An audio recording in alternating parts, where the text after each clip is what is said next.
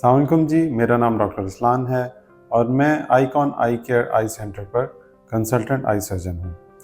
आज का जो हमारा टॉपिक है वो एक बहुत इम्पोर्टेंट सवाल है जो कि हमसे डेली बेसिस पर पूछा जाता है उन लोगों से जो अपनी लेज़र करवाना चाहते हैं लेकिन साथ उनको सफ़ेद मोतिये की शिकायत भी है। ये बात ज़हन में रखिए कि सफ़ेद मोतिया एक ऐसी बीमारी है जो आँख के नेचुरल लेंस या कुदरती अदसे को ख़राब करती है और इससे आँख में धुंधलाहट और नज़र की कमी पैदा होती है। ऐनक का मौजूद होना बिल्कुल भी इस चीज़ को ज़ाहिर नहीं करता कि आपकी आँख में सफ़ेद मोतिया है। दोनों में जो मेन डिफ़रेंस है वो ये है कि जब आप को अगर ऐनक लगी हुई है तो ऐनक लगाने से आपकी नज़र 100% क्लियर हो जाती है, लेकिन सफ़ेद मोतिये की मौजूदगी में अगर आप ऐनक लगाएंगे तो आपकी नज़र क्लियर नहीं होगी।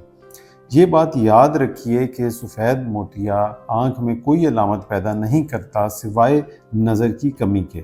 आँख में रड़क, दर्द, ख़ारिश, पानी, जलन, वज़न, खिंचाव, ये सारी अलामात ऐसी हैं जिनका सफ़ेद मोतिये से कोई सा भी ताल्लुक़ नहीं है।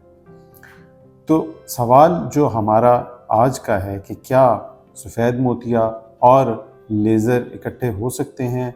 इसका जवाब है नहीं, लेकिन इसमें एक अच्छी खबर भी है आपके लिए और वो ये है कि अगर हम सफ़ेद मोतिये को ट्रीट करते हैं, यानी कि लेंस जो कि हमें डालना ही पड़ेगा सफ़ेद मोतिये की ट्रीटमेंट में, उसके ज़रिए हम ऐनक को भी ख़त्म कर सकते हैं। यानी एक तीर से दो शिकार होंगे।